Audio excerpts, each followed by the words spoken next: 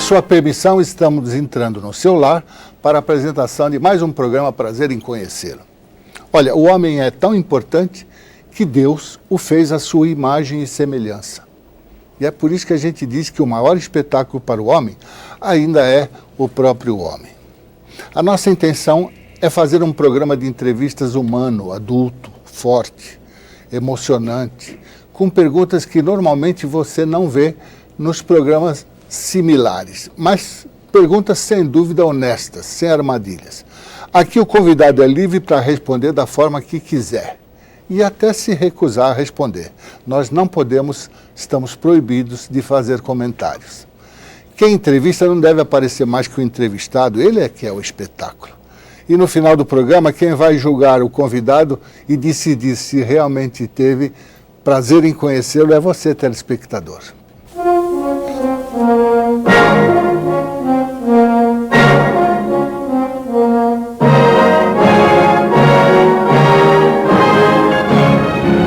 O maior espetáculo para o homem ainda é o próprio homem.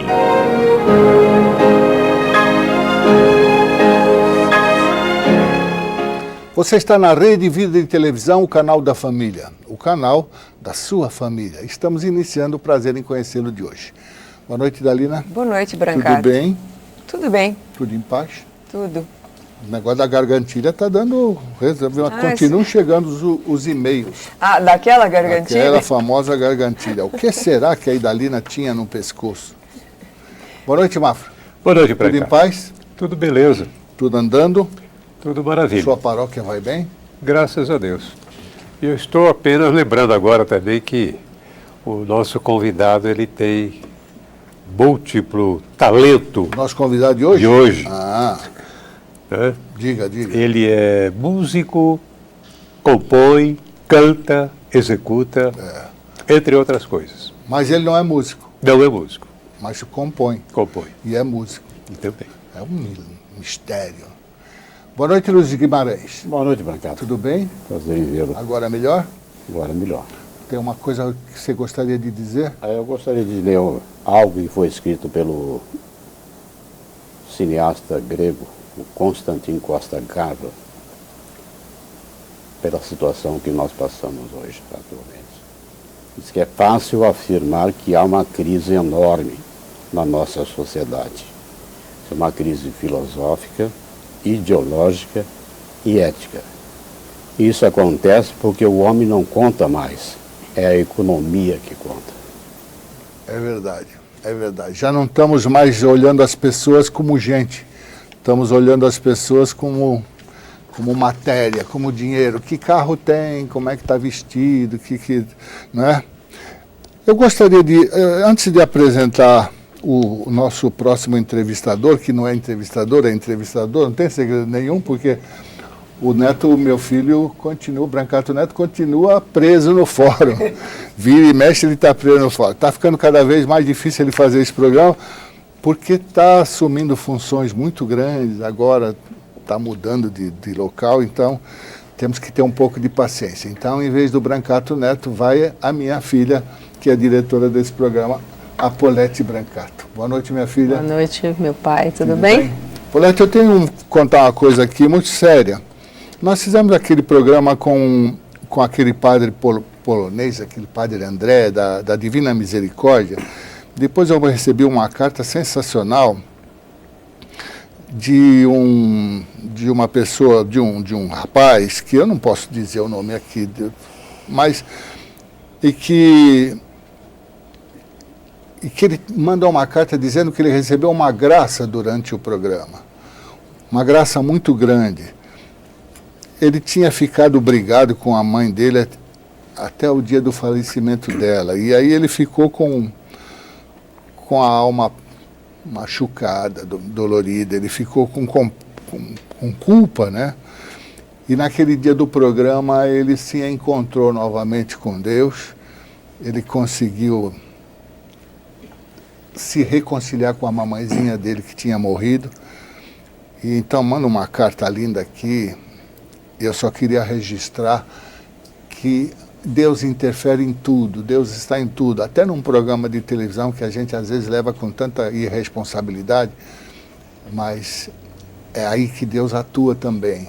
Em todos os lugares, em todos os momentos, Ele mostra que Ele existe e que muda a vida da gente. Tudo bem, Paulette? Tudo bem. Tudo Vamos certinho. viajar? Vamos. Estamos aí com um grupo bem grande, prontinhos para as Nossas Senhoras. Vamos conhecer as Nossas Senhoras. Você vai viajar comigo, né? Gostoso, né? Vou sim. Se Deus Dá uma quiser. força lá. Bem, o nosso convidado de hoje é alguém muito especial, como todos os nossos convidados são especiais, mas esse é bem especial. É alguém que você não vou contar quem é. Mafra já disse que ele é músico, ele é tecladista, ele é cantor e é compositor. Eu disse, ele não é músico, ele não é tecladista, ele não é nem cantor nem compositor, não é o principal que ele faz. Eu podia dizer também, viu, Mafra, que ele é campeão de vendas do setor imobiliário. Ele já foi o campeão de vendas de apartamentos, uma companhia importante aqui de São Paulo. E podia dizer também que ele é professor de psicologia e sociologia. Mas tudo isso é o entorno dele, porque, na verdade, o mais importante é que ele é um frei. É um frei aqui da Rede Vida que a gente tem o prazer de mostrar mais alguma coisa para vocês. É o frei Jorge da Paz. Boa noite, frei. Boa noite, paz e bem. Paz e bem, paz e bem. Olha que maravilha aqui. Como você tem tanta coisa, rapaz. E aí, mas tem um programa na televisão que é o seu xodó? É um amor profundo essa comunicação. Que hora é o Meu seu Brasil. programa aqui na Rede Vida? É aos sábados, às Sábado. 13 horas, Sábado. Frei Jorge da Paz com a Palavra do Senhor. E na Rádio América também. Quantos tem meu anos programa. aqui, padre? Aqui, 7 anos de 7 Rede anos Vida. de- 7 anos de Rede Que Vida. maravilha. E você tem a Rádio América A também? Rádio América toda noite, às 23h30, também um programa que tem o mesmo nome, Frei Jorge da Paz com a Palavra do Senhor. A Rádio América vai para todo o Brasil, Rede Paulo Sat. Que maravilha. Vamos, eu sei que você tem tanta coisa para contar, eu não vou perder tempo hoje. Vamos começar rapidamente o programa para a gente extrair o máximo de você, que hoje eu sei que tem. Fica telespectador, fica firme aí que hoje vai ser, esse programa vai ser sensacional. Como é o nome do Frei Jorge da Paz, o nome de batismo lá de Meu nome de registro? civil, meu nome civil é Arley. Arley. H-A-R-L-Y. É a motocicleta. Uma motocicleta, né? Você é- Ou um cometa. Só que não tinha R, é Harley. Harley, Eu é. prefiro o Harley do que o Harley. Harley? Eu apareci depois Você eu é vou sumir. descendente de alemão? Não, meu pai é português, minha mãe é calabresa. É, veja que raça, né? E eu queria dizer, onde eles arrumaram esse Harley? Também meu pai gostava de motocicleta. Olha que filho. Ainda bem que ele não gostava. Bom, E, então meu nome, na ordem ficou só o Jorge, né? E o da Paz, porque meio que quando eu entrava, paz meu irmão, ficou o Jorge da Paz. mas eu interrompi, você não deu o nome completo. Arley Luiz Siqueira Jorge. O Jorge é o nome de família. E que eu O papai assumi. chamava como? Antônio Siqueira Jorge. E Mamãe? minha mãe, eu tenho duas mães, 3, do céu, né? Mas é Dona Zuleika Siqueira Jorge, minha mãe de gestação, e a minha mãe de criação, Dona Hermesinda Siqueira Jorge, grande mãe, por sinal, né? Certo. E qual é a sua data de nascimento? Você é um Você menino. quer saber a minha idade? Menino, rapaz? menino. Não. Bom, eu tenho 61 anos, né? E Mas sou de alguns? 33, 33. então só você fazer a conta. Né? 72. 72, É, isso. menino. Mas não sou velho. Né? Não. Velho está no papel, né? Não física. Tem velho de 40 anos e tem velho de... Eu sou um jovem de 72 anos, com toda a vitalidade que Deus me deu, pregando a palavra com alegria no meu Brasil. Olha que maravilha. E como é que é aqui? Eu já vi algumas profissões. Você foi vendedor de moto? Fui campeão de vendas, na época era Monções Imobiliária, né? Que você vendia ainda aqueles planos no papel. Você não era né? padre? Não, eu só fiquei padre com 45 anos. Eu entrei para a Ordem Franciscana com 36 anos. Teve 2 ordens. Primeiro fui capuchinho, não deu certo. Depois, com 36 anos, entrei definitivamente para a Ordem Franciscana. Fiquei padre com 45, 9 anos de teologia, né? Já era professor formado nessa época. E ganhou dinheiro mais alguma coisa ou não? Não, eu era Professor, campeão de você vento. foi professor? Deu aula? Não, professor, não cheguei. Me formei, mas não cheguei, porque logo que me formei já minha vocação surgiu. Quando eu vim para São Paulo para iniciar minha vida profissional, fui fazer um retiro no Lago de São Francisco, né? Isso já está na metade da minha vida, mas só para você perguntou, e tinha lá o Frei Anastácio, né? grande frade da Sagrada Face, né? E ele pregava lá, eu estava lá, tinha rompido o noivado recentemente em Piracicaba, amei muito, por sinal, a Raquel. A sua namorada chamava Raquel? Não, minha noiva. Meu coração fazia assim, Raquel. Jesus amadureceu minha vocação, né? Porque eu fui um moço do crime, um moço marginal, do mundo das drogas, me converti lendo a palavra de Deus, a Bíblia, né? Eu trabalho em São Francisco agora, né? A Bíblia é São Francisco. Mas então, quando nesse trâmite nós tínhamos largado o noivado, eu vim para São Paulo para procurar uma nova jovem e fui fazer um retiro no Lago São Francisco e o pregador era... Você conheceu o Frei Anastácio? Sim, foi meu professor de Aliás, você vai à sudário. minha paróquia, promessa sua, você vai falar sobre a Sagrada Face lá. Não. Onde eu trabalho agora não é minha paróquia, mas eu sou capelão do Colégio Magíster e você vai com grande carinho, tenho lá o sudário. Vamos lá. Mas então, ouvindo essa missa, né, assistindo essa missa, desencantado, de Jururu, lá no fundo da igreja, e de repente o Frei Anastácio diz assim, aqui dentro alguém tem vocação para ser padre, mas é covarde. Acordei lá atrás, senti que era comigo, que muitas vezes no mundo da droga, às vezes fumando um cigarro de maconha, e vinha a palavra assim, abandona essa vida e vai ser padre. Eu dizia, que onda, estou muito louco. Não é, mas era Deus me chamando no mundo das drogas. Você né? chegou a ser viciado mesmo. Bom, eu fui dos 16 até os 29 anos de droga pesada, né? Aqui em São Paulo, toda a boemia noturna, a antiga avenida, esse mundo daquela época, talvez não sei se você conheceu, mas... Claro que conheci. O verde, os taxidãs. Eu também sou convertido. Mas então, nesse momento, quando ele falou isso, me chocou. Essa notícia vinha de Deus para mim. Não sei por que ele falou isso. E quando eu senti o chamado profundo, quando eu ia sair da igreja, tinha um São Francisco grande apontando assim, dizendo, embaixo estava escrito assim, você quer ser padre franciscano? E aquilo tocou profundamente. Deus fala por uma folha, por uma estrela, por um pássaro, por um inseto, como São Francisco, né? Ele enxergava em tudo Deus. Deus estava me dando essa visão, estava em processo de conversão. Então eu entrei na sacristia, fui falar com o padre, disse, contei a minha história. Ele falou, o senhor quer ser padre franciscano? Eu falei, eu gostaria que o senhor me desse uma chance. Então me mandaram lá para o CEVO, o Seminário de Vocações Tardias, lá em Aparecida do Norte. E lá fiz um estágio, depois fui para fazer teologia em Petrópolis.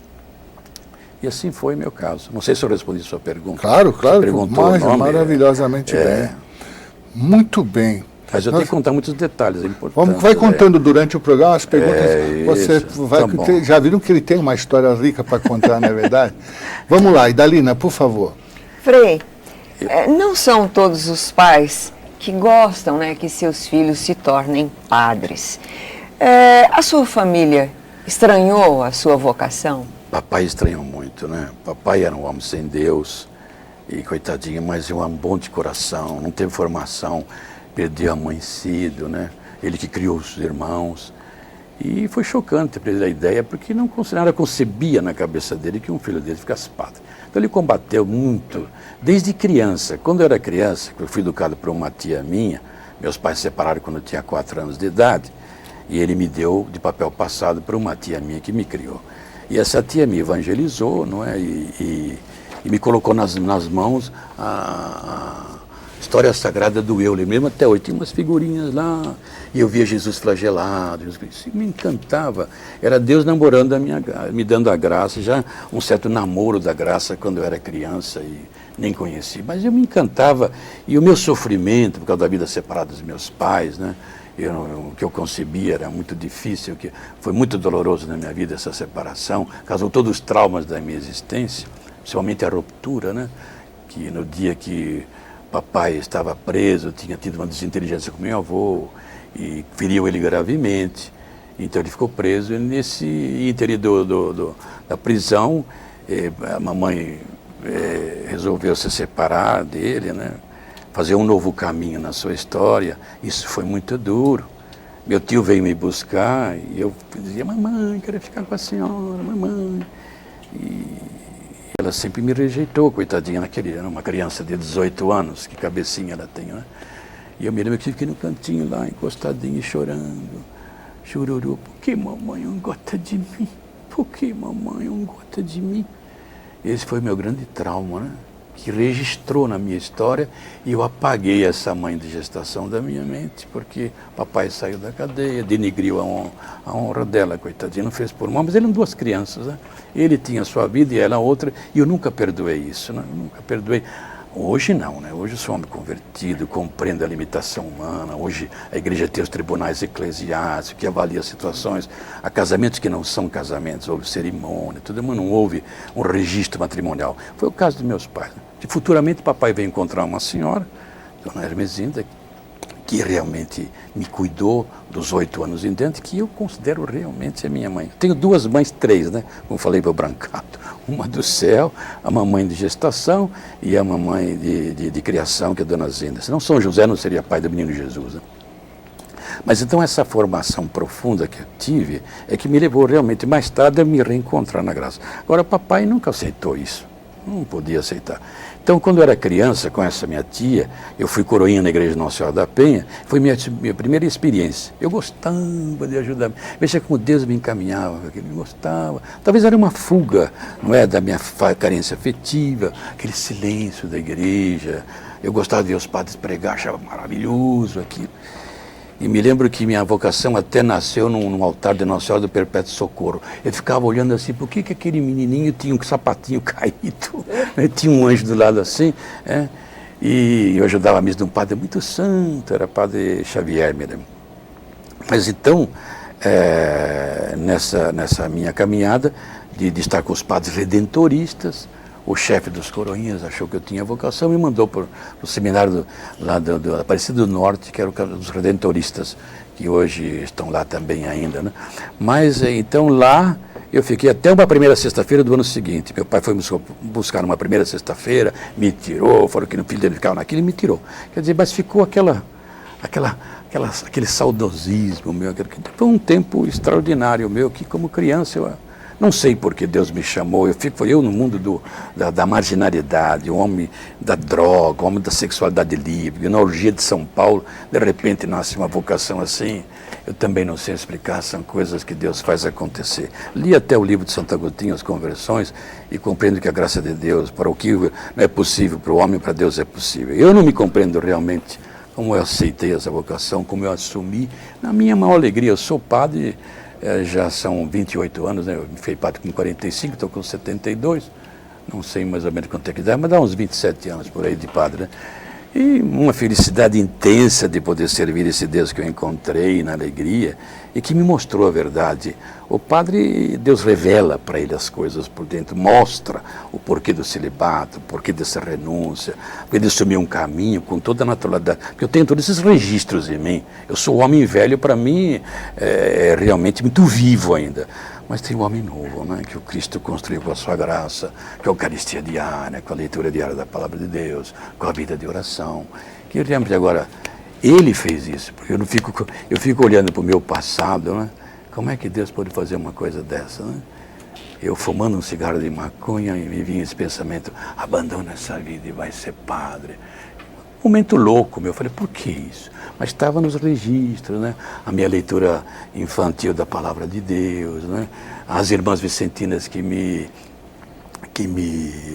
educaram quando criancinha, me ensinaram a cantar, a recitar, a dramatizar, me ensinaram música, a irmã Maria Polônia me fez a primeira, e com ela que eu aprendi piano, né? E guardei, por isso que eu sou músico ainda, né? Então guardei estas coisas. Mas papai, coitadinho, nunca soube aceitar, não. Nunca soube aceitar isso. Até depois de padre, ele não aceitou, né? Quer dizer, mas quando ele morreu nos meus braços, aí ele aceitou. Foi no Dia dos Pais, me lembro, eu fui visitá-lo, e eu disse, papai, você não quer fazer uma confissão da sua vida e tomar unção dos enfermos? Ele disse, meu filho, Seria bom. Então entramos no quarto. Eu falei, meu pai conhece toda a sua vida, você nem precisa contar. E conversamos. E ele me disse algo que me encantou. Ele disse, meu filho, todos os dias eu rezava 3 Ave-Marias para Nossa Senhora e pedia para me dar a graça de uma boa morte, mais ou menos assim, né? E Nossa Senhora da Aparecida sempre foi minha madrinha. E ele era um homem muito bom. Não ia religião nenhuma e nada. Veja como às vezes, né? Então, ele é o tipo de bom ladrão. Ganhou o céu na hora da morte. Então, ele fez a primeira comunhão dele comigo, confessou seus pecados, deu unção dos enfermos, passou 2 dias, rompeu uma vez, pá! Ele foi assim, estou curado, levantou da cama, ele tinha enfisema pulmonar, fumava, feito um doido, e bebia, né? Coitadinho. Então, naquele dia, ele saiu para eu fazer um pagamento bancário, e olha, foi a face mortuária mais... Fui o primeiro a ver meu pai. Eu entrei no necrotério, lá estava, morreu assim, ó. Parece a imagem do Sudário. Já viu a imagem do Sudário? O que está sorrindo? Morreu em paz, como diz o Brancato, né? Oi. Como? É a miséria que faz os bandidos? Ou já tem gente que nasce com a maldade dentro? Eu acho que o banditismo, a marginalidade tem muitas origens. Uma delas realmente é a injustiça social, né? Que provoca realmente a prostituição e a indignação com a sociedade que agride pelo mau salário. Mas não é só isso. Porque eu fui na casa de muitas... Porque uma vez, quando eu era estudante em Petrópolis, trabalhei na favela do Esqueleto, chama favela do Esqueleto, e outra era a favela do Lixão. Eu via do lixo, não é? E lá eu via pessoas, famílias bem estruturadas, porque existia amor, né? Eu via lá, pobrezinhos, tinha um gatinho, um cachorrinho. Ela adotou, a mãe adotou mais 3 da vizinha que não podia. E Deus sempre dava aquele pãozinho magro, mas dava. Então era realmente um amor profundo, uma ternura. Não havia banditismo, né, naquela. Então eu acho que a raiz principal realmente da marginalidade, porque há marginais que não são marginais de manchete, mas são marginais. A juventude hoje que vive na droga, no sexo livre, e são marginais também. Então, à margem da verdade, né? Então, eu acho que essa marginalidade, ela brota espontâneo da pessoa quando ela tem motivos importantes. Mas, para mim, dada a minha experiência de 27 anos de padre, na pastoral dos jovens, na pastoral dos drogados, agora eu trabalho com a recuperação de drogados dependentes, né, com as famílias dos drogados, a raiz profunda é o desamor em família, desajuste familiar. Foi o meu, não é? Graças a Deus que um dia papai reencontrou uma pessoa que essa era a escolhida. Por isso que eu acho que a igreja é muito justa hoje quando tem os tribunais eclesiásticos. A igreja não anula casamento. Ela declara estado de nulidade porque faltou elementos essenciais para fazer o casamento, né? Que é a opção livre e amor. Onde não existe amor, não pode, te prometo, ser fiel na alegria, na tristeza, na saúde e na doença. Isso pode ser vazio, né? E no caso do meu pai, no primeiro matrimônio dele, realmente foi, né? Minha mãe tinha 16 anos e pouco, e ele 18. Que maturidade tinha para dizer, eu te recebo por marido, né? Então, é mais ou menos, não sei se eu respondi a sua pergunta, né? É, tá bom. Frei Jorge, na paz. Luiz. Você já contou muita coisa, agora eu vou te perguntar. Dizem que ninguém se livra de pelo menos um complexo. Qual é o seu? Bom, o meu complexo da minha afetividade, se eu considero complexo, é a minha carência afetiva, né? Essa ausência materna no meu coração, porque nunca, isso ficou registrado, ninguém tira mais, né? Porque até 4 anos eu fui muito amado, eu me lembro da minha mãe, né? Profundamente na minha infância, não me lembro dos traços dela quando eu olho a minha infância, não vejo esta mulher na minha infância, né? Mas me lembro do carinho, da ternura, né? E houve uma ruptura muito cruel na minha vida, né? Papai e ela se desentenderam, houve uma ruptura muito drástica. Meu tio foi me buscar, como eu disse, para a Idalina, né? E naquele momento surgiu uma coisa muito forte, que foi a rejeição materna. Mamãe, eu queria ficar com ela e ela me desajustou. Eu dizia, e eu como criança, eu agora não sei evocar aquele momento infantil com bastante claridade, mas eu me lembro que na minha cabecinha perguntava, por que mamãe não gosta de mim? Tanto que era o meu chorinho, né? Ela me amava, ela era uma coisa... Olha, vocês que são mães que assistem a este programa, isto eu gostaria, que elas vissem esta notícia, como a criança precisa de... Como o jovem precisa de amor, um amor profundo, um amor de dedicação, um amor de presença, um amor de escuta, né? Mas, então, esta marca ficou em mim muito grande. Mas, graças a Deus, como eu disse a você, e disse para os outros companheiros, o Mafra, da Lina, também para cá, que eu tive esta mãe que supriu, né? E tive diversas mães postiças no meu caminho, as irmãzinhas vicentinas que me amaram, que Deus colocou na minha história e sempre coloca. Agora, por exemplo, tenho duas mãezinhas aqui, a Paulette e a Italina, que foi a presença, foi até, eu acho até providência de Deus, deu mais força para mim, né? Porque a mulher sempre, agora Deus me faz olhar, como São Paulo diz, né? Como mães e como irmãs. E ele põe um adendo, hein? Com toda a pureza. Está na carta aos Timóteo, ele diz, aos mais velhos, com respeito, às mulheres como mães e como irmãs, vírgula, com toda a pureza. Isso é São Paulo. Mas então, eu vejo isso, porque eu sou muito infantil até às vezes, sou brincalhão. Eu tenho 72 anos, não me sinto com 72. Não me sinto, criança grande. Nem no físico, né? Me sinto jovem mesmo, com toda a vitalidade para fazer o trabalho que eu faço de noite, pregando retiros aqui e lá. Agora eu não tenho paróquia, então prego retiro. Onde me chamam eu vou pregar retiro, faço palestra. Mas então eu noto essa parte que eu tenho em mim, né? Que hoje toda mulher é um simbólico da mãe. Se no passado, para mim, antes da minha conversão, o simbólico da mulher era de pecado, depois, realmente, que Jesus me converteu, se tornou um simbólico materno de mãe bondosa. Porque eu via aquilo que não existia, que eu julgava mal minha mãe, né? Eu me considerava filho de uma mãe indigna. E quando eu me converti, lendo o Evangelho, certa vez, cheguei a uma passagem do apedrejamento da mulher adúltera, né? E eles faziam aquilo para realmente desmitizar a popularidade de Jesus. Jesus pregava o amor, a ternura, o perdão, a misericórdia, mas ele era judeu. Pelas leis mosaicas, uma mulher adúltera em flagrante delito devia ser apedrejada. E os fariseus saduceus e aquela gangue contrária a Jesus trouxeram uma mulher apanhada em adultério e perguntaram com malícia, mestre, essa mulher foi apanhada em flagrante adultério. A lei de Moisés manda que apedrejemos tais mulheres. Que dizes tu a isto? E Jesus olhou bem para ele, que ele lia os corações, ajoelhou-se no chão, escrevia na terra. E a gente nota no contexto do Evangelho que ele escrevia o pecado de cada um. E eles fingiram, mestre, vamos ou não vamos apedrejar essa rameira? E Jesus se levantou e disse com autoridade, mas com amor. A gente percebe que ele conquistou os acusadores. Quem não tem pecado, atire a primeira pedra. E diz o Evangelho que foram saindo um por um de fininho. Tanto os mais velhos como os mais jovens. E ele ficou sozinho com a mulher. E diz assim, tocados na consciência. E ele se eu estou lendo esta Bíblia nessa época, né? Estou sentindo o meu estado de conversão, não é?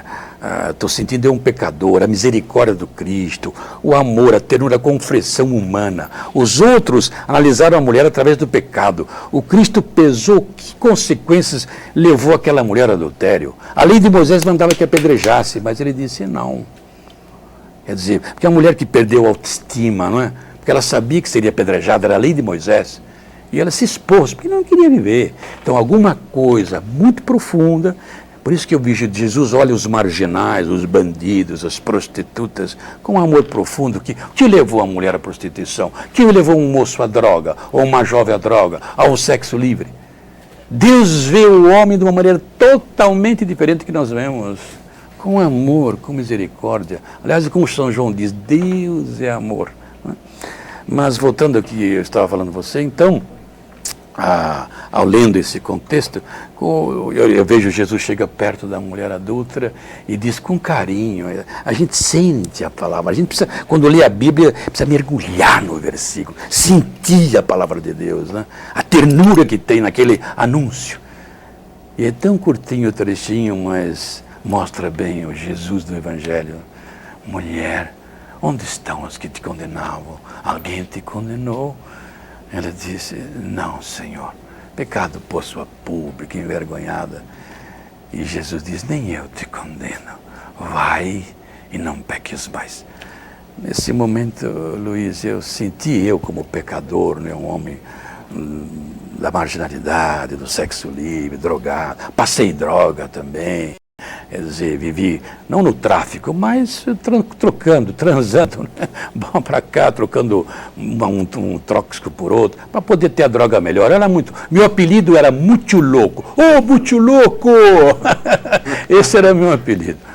Mas, então, nesse momento, eu me sentia assim, a misericórdia de Cristo por mim, a bondade, a ternura. Que eu tinha um complexo de culpa muito grande quando eu me converti. E as mulheres com que eu pequei, quem ia curá-las? E Deus depois, mais tarde, falou, eu não curei você, isso é comigo, isso não é problema seu. Mas então essa dor profunda que eu tinha, e então via a misericórdia de Deus, a ternura de Deus com aquela mulher, também era comigo. Mas de repente, Luiz, de repente, a notícia foi outra. O Evangelho é um teatro, né, montado pela graça, em que você se identifica com o artista. Cada pessoa bíblica é uma figura que é você. É o Pedro, é o Paulo, é a ovelha perdida.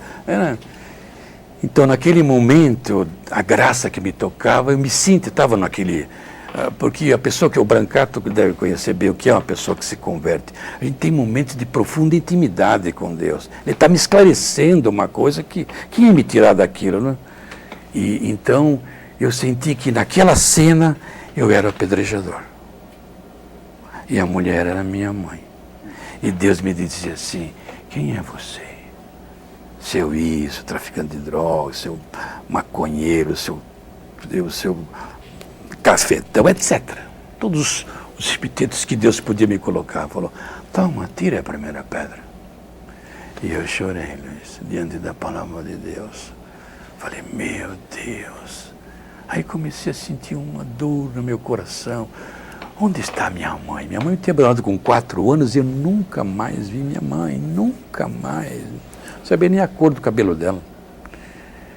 Então, como a mesma coisa, quando eu entrava na igreja, no meu desespero da droga, e eu dizia assim, Cristo, você existe. Então olha para mim. Minha oração agressiva. Deus, você existe, se revela para mim. Foi quando isso aqui caiu na minha mão, ó. Eu mostro para o meu Brasil a palavra de Deus. E na droga, muito doido, eu lendo a Bíblia, né?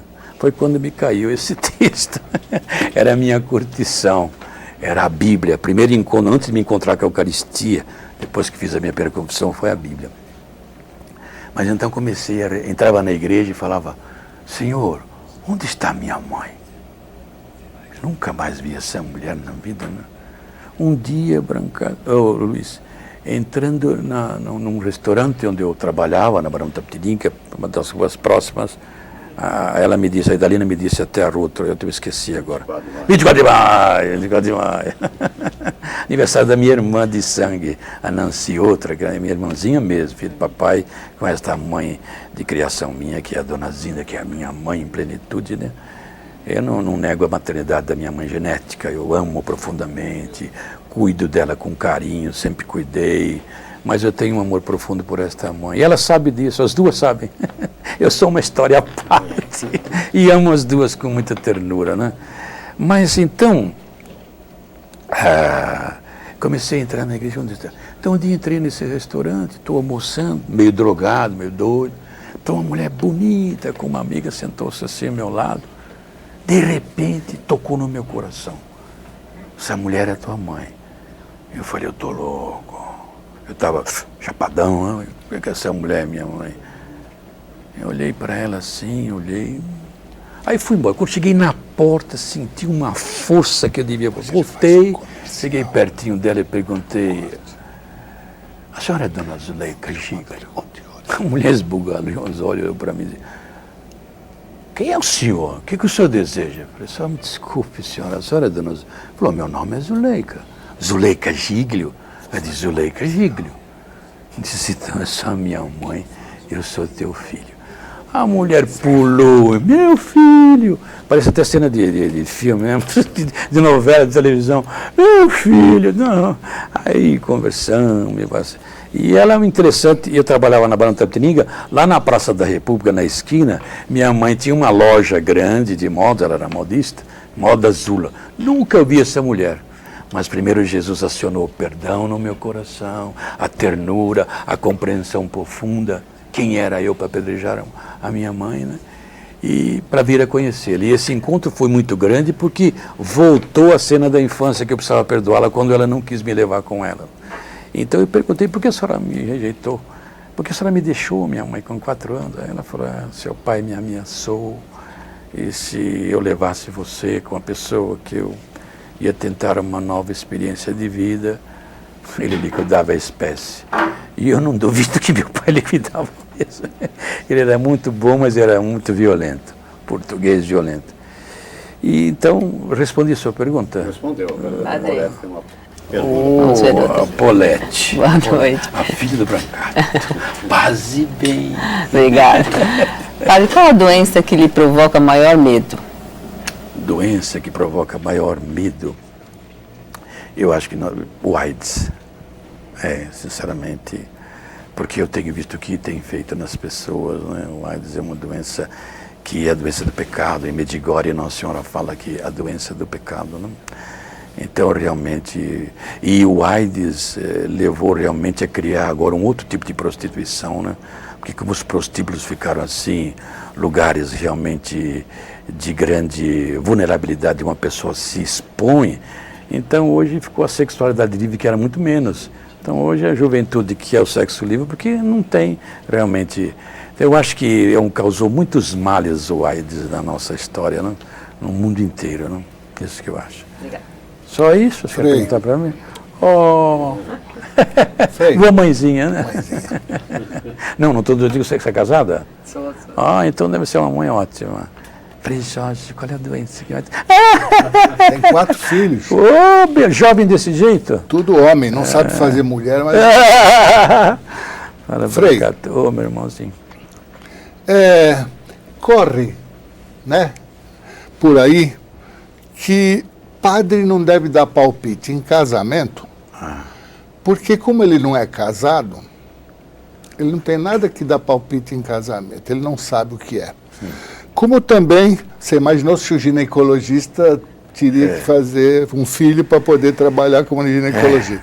Mas o Cupido acertou você algumas vezes, você foi homem normal até... Óbvio. Antes disso. Então você conhece essa vida. Você acha que o padre devia se casar? Acha que o padre não deve se casar? Quer dizer, deve continuar o celibato? Acha que a gente pode confiar num conselho de um padre que nunca tenha tido uma namorada ou alguma coisa? Ou você acha que os padres deveriam mudar? Mas isso depois dos comerciais.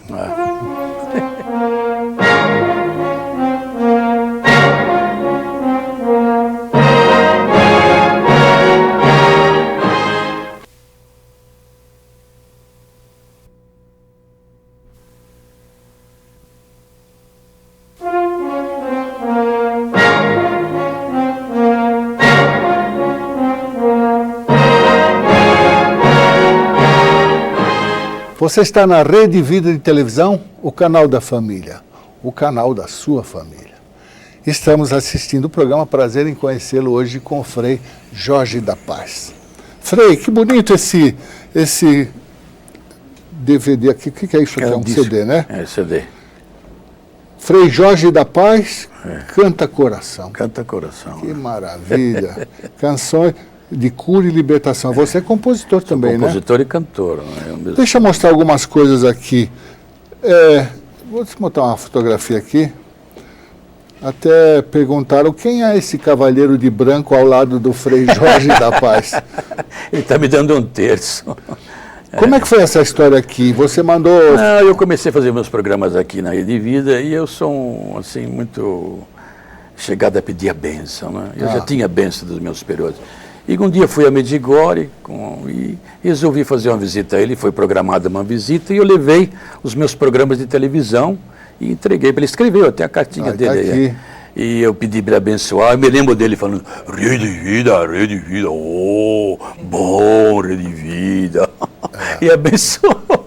Que bacana, né? Então eu acho que todos os meus programas são abençoados, inclusive esse que estou fazendo com vocês. E essa associação Maria Rainha da Paz? A Associação Maria Rainha da Paz é uma ideia que surgiu em Medjugorje, porque Nossa Senhora pede muito cuidado dos drogados. E eu que sou um ex-drogado, né? Então eu fundei a Associação Maria Rainha da Paz, a Amar a Paz, a Associação Maria Rainha da Paz, né? Onde nós fazemos o primeiro estágio de encontro dos drogados e dependentes e depois, ulteriormente, se houver necessidade, eles são encaminhados para a fazenda, outras fazendas da minha ordem também, o Frei Hans, que vocês conhecem, para fazer uma recuperação mais de internato. Nós fazemos com tipo AA, compreende? Aqueles círculos à noite. Uma senhora nos deu um casarão, prestou um casarão enorme. A família Durazo me prestou um casarão enorme lá aqui em Santo Amaro, na Rua Sócrates, em esquina com a... E nós estamos lá trabalhando já há 7 anos. Maravilha. Quer dizer que o Edu pode colocar embaixo o telefone da associação. 5524-6615. 5524-6615, São Paulo. São Paulo, E tem também o e-mail, né? O e-mail, sim. www.freijorgedapaz.org.br. Já está aparecendo aí, está bonitinho. Obrigado, eu agradeço. Já providenciou. Comercialzinho valioso. Então, qualquer pessoa pode ir lá, padre? Pode. Procurar ajuda, não paga nada. E também no Colégio Mazis, que eu sou capelão, celebro a missa todos os domingos às 18 horas. Você foi convidado e toda a equipe. Se não for, não venho mais aqui. Tá bom, mas nós vamos. Você é de graça essa associação? Paga de graça, coisa? gratuito, tudo gratuito. Nós temos associados que realmente contribuem com 5, 7, 8 reais por mês cada um. Tem mais de 1.000 associados, que é manutenção só da casa, porque em si não tem despesa essa manutenção, não é? Certo. É o que eu mando é da casa, isso que tem mamãe, despesa. papai que estiver aí ouvindo, que está com problema precisar, o Frei Jorge da Paz, um ex-drogado, não é? Então realmente tenho bastante experiência na área. Tem também pessoas extraordinárias, doutora Cida e outros, e o doutor Francisco trabalham comigo, são psicólogos, advogados, médicos, e outra uma equipe especializada que faz esse trabalho lá na recuperação. Mas a nossa... Vamos então à nossa pergunta. Você não vai fugir dela, não. Você não vamos fugir, não. É o seguinte, então todo mundo está dizendo que padre devia casar, porque ninguém consegue viver sem sexo, né? Todo mundo hoje se acha escravo do sexo, o sexo é mais importante do que tudo na vida. Sexo e dinheiro hoje em dia são os deuses, né? Então, como é que é essa história? Padre deve casar, não deve casar? Para poder ensinar precisa... Eu vou dizer como eu entendo. Você conhece todo o problema. Ninguém melhor do que eu pode responder essa pergunta. Né? Mas, em primeiro lugar, o celibato é um conselho evangélico de Jesus Cristo. Né? É um conselho, Mateus não é uma 19, ordem. Não é uma ordem, é um conselho. E ele pediu um convite, e a igreja, na Idade Média, que assumiu que até então, acho que os padres casavam, a igreja viu a grande santidade dos monges e tal, e assumiu o celibato. Então, o celibato tem um conselho. Agora, como franciscano, o conselho na minha ordem é assumido, né? Nós fazemos 3 votos, pobreza, obediência e castidade. Então, eu, depois de 27 anos de padre, na maturidade que me deu este caminho, eu compreendo que não sou eu que sou celibatário, o Cristo é celibatário em mim. Porque eu sou in persona Christi, né? Sou ungido do Senhor, então ele vê com os meus olhos, escuta com os meus ouvidos, fala com a minha palavra, sente com os meus sentimentos, ama com o meu coração. Então também a integridade minha da sexualidade é toda ela voltada para a permissão do Cristo viver em mim o seu celibato. Então o celibato é um talento, é um dom de Deus. Ninguém consegue ser celibatário sem o dom de Deus. Agora, quanto ao padre casar ou não casar, há igrejas nossas, também, como a igreja esqueci o nome da igreja agora, que tem os patriarcas, não é? Ortodoxos, lá os padres são casados, até, quer dizer, ele faz até o diaconato. Se ele, depois de diácono, ele resolver ser padre, então não pode voltar. Mas se enquanto ele é diácono, ele pode casar, depois ficar padre casado, né? E parece que é assim. Quer dizer, em si, não posso dizer nada sobre isso, porque realmente é uma estrutura que está à conta do Espírito Santo, a igreja que é regida pelo Espírito Santo, é uma determinação. O Papa nunca quis voltar atrás, né? Mas em si não vejo ilógico se um padre for casado. Eu não vejo ilógica nenhuma. Claro. Agora, eu como franciscano é uma opção de vida, né? De seguir o Cristo realmente nesse... Porque o celibato é uma pobreza. Pobreza de um talento, né? Que a sexualidade é uma coisa rica, quando vivida com amor, no matrimônio. É santo. O prazer sexual que inventou foi Deus, não é? Então, mas é dentro de um contexto que também... Aliás, são dois sacramentos vivos que existem. O matrimônio e o sacerdote, né? O Cristo é vivo naqueles dois, numa vivência profunda, trinitária, como é vivo no sacerdócio. Portanto, é uma vocação que Deus chama. Por isso que Jesus falou contra o celibato. Quem puder entender, que entenda, né? Ele falou bem claro. É um conselho que São Francisco, que é o pai de minha ordem, seguiu e que eu tenho uma claridade bem grande, que quem é celibatário em mim não sou eu. Jesus Cristo é celibatário no meu sacerdócio. Outro dia eu estava conversando com um pastor protestante, ele é casado, tem filhos, e ele diz assim, se você soubesse como a Igreja Católica é sábia quando ela recomenda o celibato aos seus sacerdotes, porque nós que casamos, nós somos julgados pelos paroquianos, pela Assembleia, não só pelo que nós fazemos, mas pelo que nossa mulher faz. Olha, a mulher do padre botou uma saia muito bonita. Olha, a mulher do padre estava na padaria. Olha, o filho do padre tirou nota baixa. A filha do padre estava com um decote muito alto. Ele diz, nós somos julgados em família. A mulher do padre, o filho do padre, a tia do padre.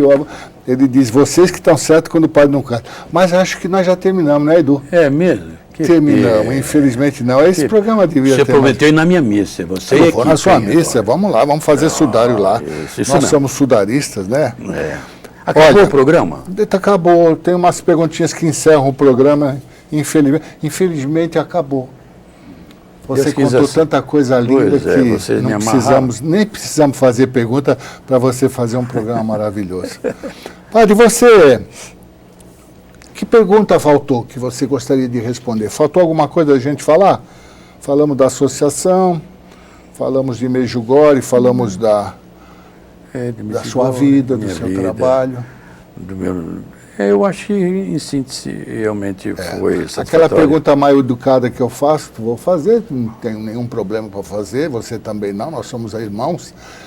Mentiu alguma vez? Deu uma afinada ou não precisou? Não sou averso a mentiras, eu sempre fui uma pessoa verdadeira, eu não tolero mentiras, nunca tolerei na minha vida. Claro, a gente sabe disso. E tem alguma pergunta que ofendeu você? Nenhuma.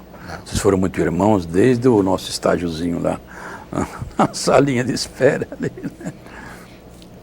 Chegamos ao final do prazer em conhecê-lo de hoje. A nossa proposta foi cumprida. Nosso convidado foi Frei Jorge da Paz. Entre outras coisas, você ficou sabendo da sua vida, foi viciado em drogas. Ficou sabendo que ele era tão louco que o apelido dele era Multilouco. Ficou sabendo coisas da sua família, ficou sabendo coisas da sua conversão. Ficou sabendo que ele é apaixonado pelo sacerdócio. E ficou sabendo também que o seu papai, que tanto problema lhe causou, como a sua mamãe, morreu nos seus braços, confessado por ele mesmo e perdoado por Deus por intercessão dele. Fizemos com ele um programa de 55 minutos. Foram 3.300 segundos e cerca de 7 perguntas, que ele respondeu como quis. Agora você conhece melhor Frei Jorge da Paz e pode dizer se realmente teve prazer em conhecê-lo.